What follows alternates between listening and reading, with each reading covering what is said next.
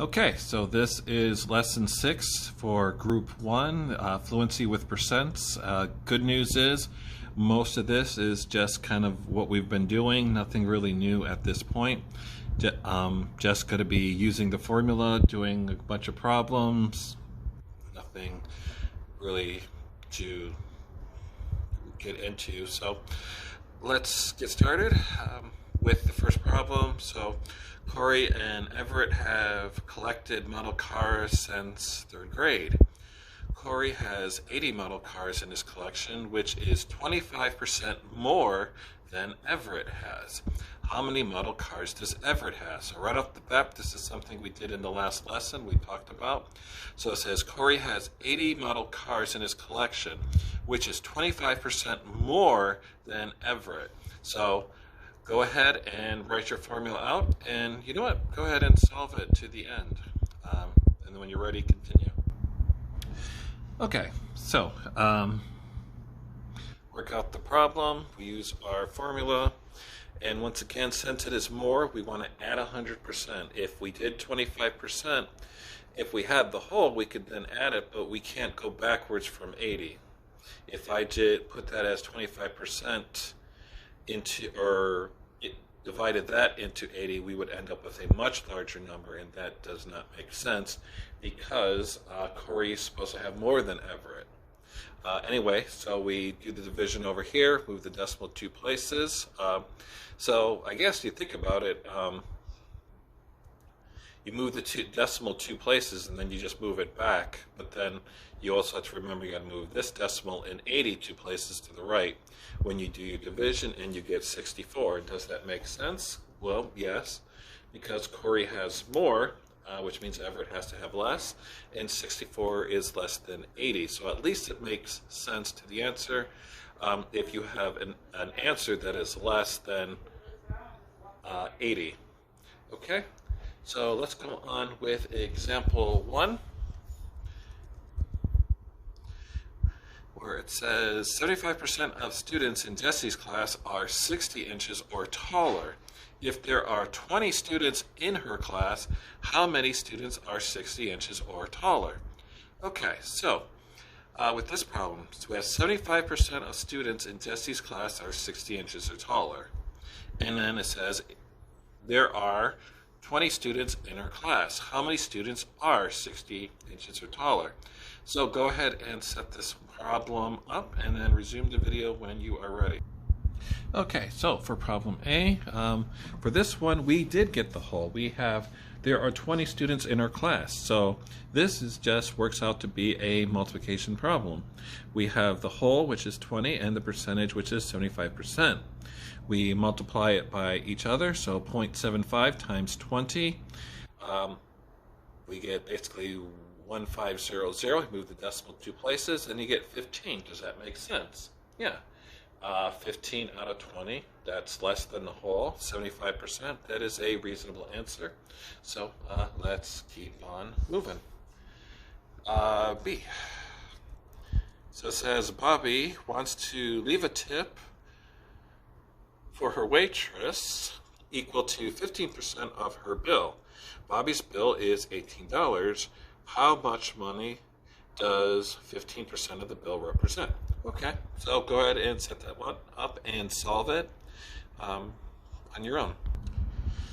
Okay, so once again, we are given the whole. The bill is $18, and we basically want just 15%. 15% of, so here is our formula. We have 18 times the 15% equals F, and F equals $2.70. Here's some multiplication over here. So just multiply by 5, multiply by 1, add it together, move the decimal 2 places to the right, you get $2.70. Is that reasonable? Yes. It's less than the $18. It's about between 10 and 20%. 10% would be $1.80, and 20% would be $3.60. So that's right in the middle. Okay, so let's keep going. So number 1, it says express 9 as a percentage of 3 days. 9 as a percent of 3 days. So go ahead and write your formula for that one and solve it. Solve it all the way to the end, and when you're ready, resume the video. Okay, so before we move on, make sure, so this question asked you for a percentage. Did you write your answer as a percentage, or did you just simply solve the formula and then leave that as the answer? Because if you did, if this was a test or whatever, this would have been marked down because you did not answer the question. So 9 as a percentage of. So percentage of means multiply, P times 3. We're looking for the percentage this time. So should look something like this. So W times P equals the F. We have 3 times P. We want to know what percentage of 3 is 9. Equals 9 is and equals, same thing.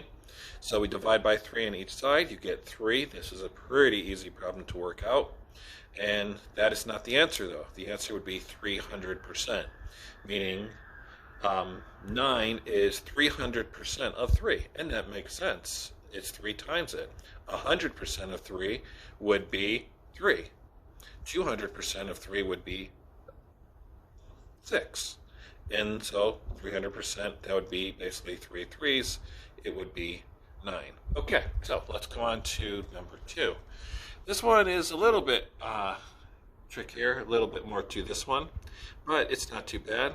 It says Richard works from 11 a.m. to 3 a.m. His dinner break is 75% of the way through his work shift. What time is Richard's dinner break? Okay, so in order to solve this problem, they do give us the percentage. We're trying to figure out what 75% of his shift is. So his work starts at 11 a.m. and goes to 3 a.m. So what information do we need in order to solve this? Because we kind of can get the information, but the problem doesn't just come out and tell us the numbers we need in this case. We have our percentage. We know 75% of the way through his work shift. But what do we need here? Okay, so the number that you need for this is how many hours is his shift. If you figure out how many hours his shift is, then you can take 75% of it and then figure out when his dinner break is going to be. So if we're working from 11 a.m. to 3 a.m., and remember after 11 a.m. comes 12 p.m., not 12 a.m. So you're looking at a large portion of the day. In this case, you would have 16 hours. So from that, you should be able to figure out how many or what time his dinner break is. So go ahead and answer this problem and then continue the video. Okay, so if you worked out the problem, whole times P equals F. The whole shift is 16 hours, and we want 75% of that, which equals 12. But again, that's not the answer to that question. The answer is at what time does he take his dinner break? Well, he takes it 12 hours into his shift, but that's not the answer. What time does he take it? So if he starts his shift at 11, his dinner break would be 12 hours from then, which of course would then be 11 p.m. Okay? So that would be the time of his dinner break is 11 p.m. All right, number 3. At a playoff basketball game, there are 370 fans cheering for School A and 500 fans cheering for School B. Express the number of fans cheering for School A as a percentage of fans for School B. So what is the most important thing is setting up which number has the percentage, which number is with the P, because you're looking for the percentage. You're going to be dividing, obviously, because you don't have the percentage, to figure out what that percentage is. So we want to know School A as a percent of School B. School B is 555 fans. So when we figure out this problem, ask yourself, do we want this number to go up or go down? If we want it to equal School A. School A is 370 fans. Well, we want the number to go down. That should tell you what to expect from this answer. Okay, set up your problem. Go ahead and solve it. Okay, so this is what your equation should look like. 555p equals 370 because we want a percentage of school B. A as a percent of school B. Wherever you see of, that's a good clue as to where you want your percentage of to multiply. Percentage times 555. So we divide by 555 and we get 66 repeating. 66% is perfectly fine for that. Okay? The next part, so it says, express the number of fans cheering for school B as a percentage of the number of fans for school A. So based on what we just said, go ahead and figure it out. Okay, write out your equation and solve it. Okay, so here all we had to do is basically flop the numbers around. So now we want school B as a percent of school A. And since school A is less, we want a percentage that's going to be over 100%. 100% would be even. 370 is 370. We want more than that, so it's going to be over 100%. So we divide by 370 both sides. The work's done over here. It works out really easily, really quickly. Not much difficulty with that problem, and you get 150%, and that makes sense because we want the number to go up. Okay, so C, what percent more fans were there for school B than for school A? Well,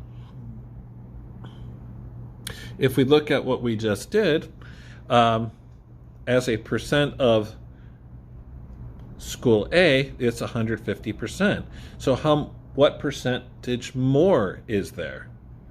Well, we said 100% would be even.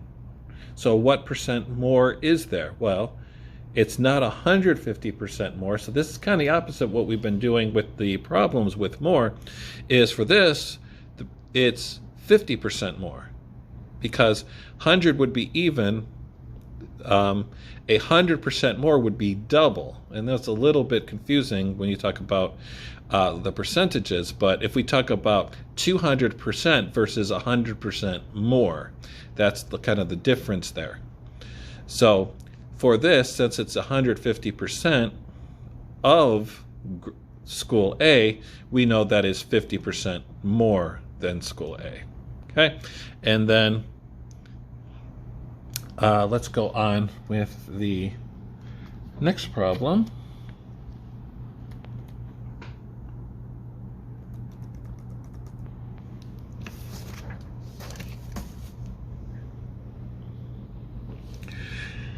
Okay, so it says rectangle A has a width of 8 centimeters and a length of 16 centimeters. Triangle B has the same area as the first, but its width is 62.5% of the width of the first rectangle.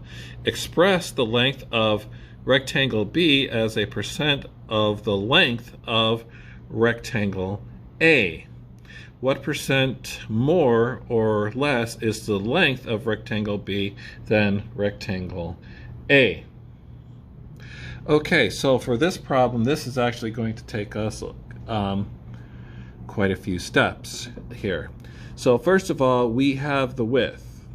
So it says rectangle A has a width of 8 centimeters, and all we know about rectangle B is it has the same area. So we probably should find the area of the first rectangle, rectangle A, eventually. We don't necessarily have to do that right now because we know that they both have to be equal. They both have to be the same thing. But we could work on the width first. So it says rectangle A has a width of 6 centimeters, and then rectangle B's width is 62.5% of the width of B. So that's a pretty quick and easy equation. Let's go ahead and solve for that right now. Solve for the width of rectangle B. Okay, so this was just a pretty straight multiplication problem. We have the width of the first one, which is 8, and we just multiply it by 62.5%. Do the math on over here, 0.65 times 8, and we get 5. So the width is 5, but we're nowhere near done with this problem because we're expected to find the length and then find what percentage the length is of B to A. Okay, so what we have to do is now we have to figure out what the area of the first rectangle is, rectangle A. Go ahead and find the area and then resume when you're ready. Okay, so could have used your formula for the area of a rectangle, hopefully. Area equals length times width. Area is 16 times 8, which means the area is 125 square centimeters. Okay, just multiply it out, no big problem there. And again, we're nowhere near finished. Because from here, okay, pardon the interruption, it's made a slight error there, should not be 125.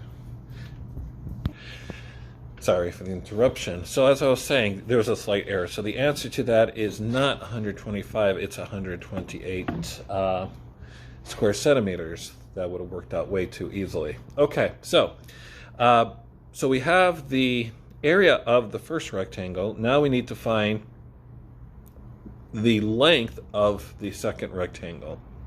Well, up here we said the width is 5. So width is 5, and the area is 128 because it said in the instructions the area of both rectangles are the same. So go ahead and write our equation. We know this is going to be 128. We don't know the length, but we do know the width is 5. You might want to make that capital so it doesn't look like a 1. And so now we have to solve. 128 equals L times 5. Divide by 5 on both sides. And that will give us our L, our length. Go ahead and work that out and resume when you are ready. Okay, so you should get 25.6 centimeters. Okay, so 25.6. And once again, we are still not finished with this problem. So this one is a little bit longer, as you can kind of tell. It says, express the length of rectangle B as a percent of rectangles A. Okay, so the length of rectangle B is 25.6 as a percent of rectangle A's length. Well, rectangle A's length was 8. So you're basically looking at a equation like this. 25.6 equals P times 8, which then you can go ahead and solve that out and then resume. Okay, so resuming. So this is what your equation should look like. P times 8, or 25.6 equals P times 8. Divide by 8 on both sides because we're trying to isolate the variable, in this case P. And you get 3.20, which is 320%. Okay, so, but that again, that is the percentage. How much more? So remember what we did with the last problem up here. So we said that for school A, school B, it was 150%. So how much more was it? It was 50% more. So basically we took that 100% off of it, just like we put it 100% on when we're working out a problem with more. So if they say it's 50% more, we know we got to use 150% to get the actual value. So down here we have 320%. So what percent more is group or rectangle B than rectangle A?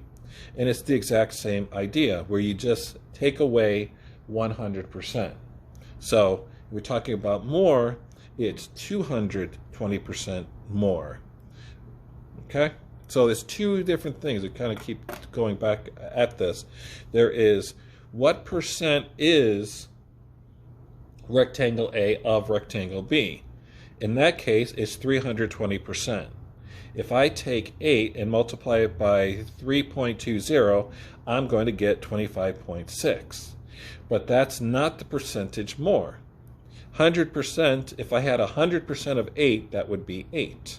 How much more than that is it? Well, it's 220% more than 100%. If you want to think about it that way, how much more than 100% is it? In this case, it'd be 220%. Okay, the next problems are kind of similar to this, so that's kind of why we're spending a little bit more time on that. And I think there's only 2 more for this lesson. So it says, a plant in Michaela's garden was 40 inches tall one day and was 4 feet tall 1 week later. What percent did the plant's height increase over 1 week? Now, with this problem, the only thing is, and hopefully you see it, is that we have 2 different measurements. We have 40 inches and we have 4 feet. So in order to do this problem, you need to convert the feet into inches.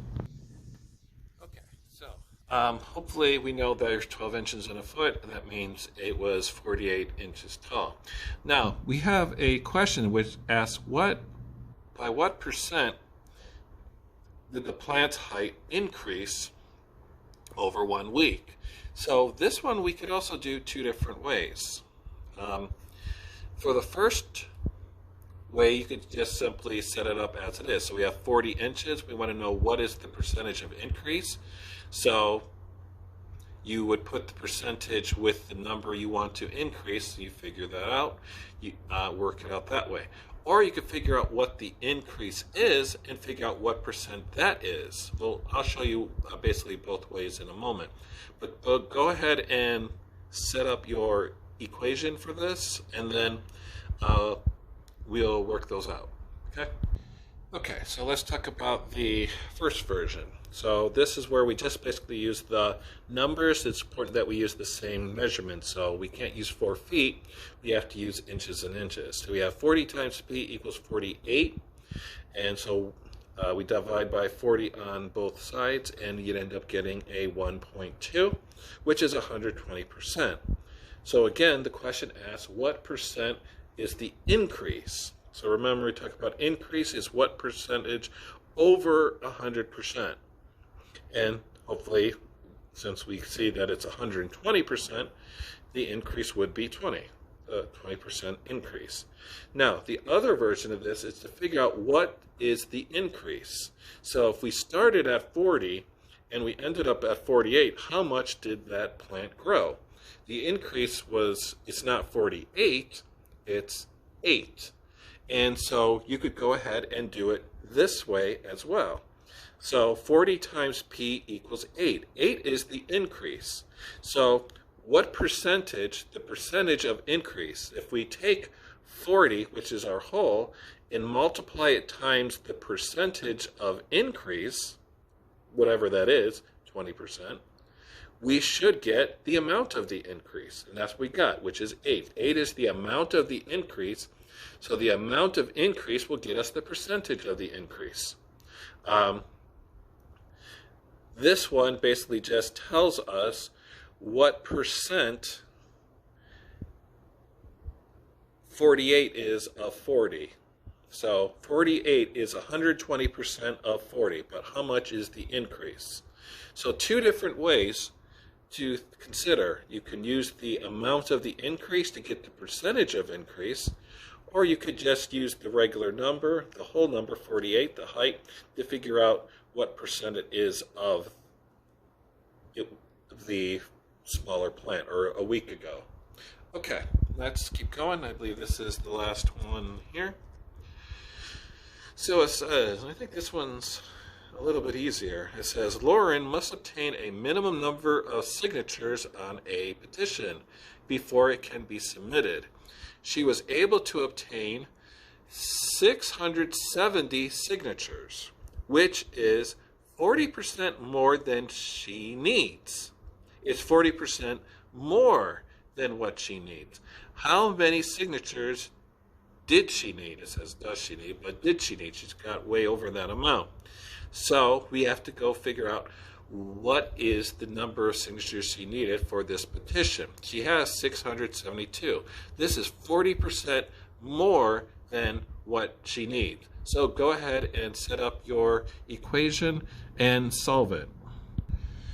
Okay, so hopefully you were paying attention to what we're doing and you added 100% to your percentage because we're doing more. 40% more than what she needs is 140%, meaning if we take the whole and we multiply it by 40%, we're going to get a smaller number. That's not what we want. We want to have the whole 100% of that plus 40% more than that. So it's W times 140% equals 672, which means we're going to divide by 1.4. Once again, if you move the decimal 2 places, you end up with 1.40. You can scratch that final 0. It does absolutely nothing because it's after the decimal, so long as there's no number in between it. So we go ahead and do the division over here. It works out pretty nicely. No repeating decimal or anything, which is 480. Does that make sense? Yes, because she has 672, and we said that's 40% more than what she needed. So she got way more than what she needed. She only needed 480, and that answer does make sense. Okay, so let's go over the assignment here.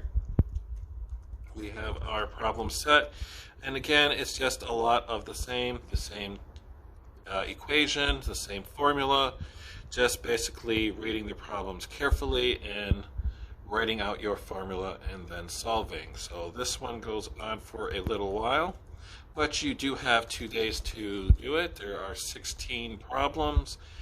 You know what? You can take your time. You have 2 days to work on it, so that'll be fine. If you have any questions regarding this, make sure to write it down in the comments or simply put a comment on the Google Classroom. Okay, and that's it for this one.